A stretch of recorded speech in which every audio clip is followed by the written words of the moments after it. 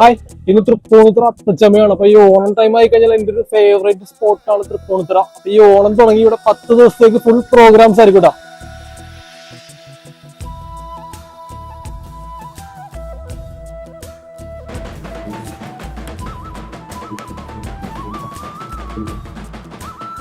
അത് മാത്രമല്ല, ഈ തൃപ്പൂണിത്തുറയിലേക്ക് ഏറ്റവും കൂടുതൽ ആളുകൾ എത്തുന്ന ഒരു പ്രോഗ്രാം കൂടിയാണ് ഈ ഒരു അത്തച്ചമയം.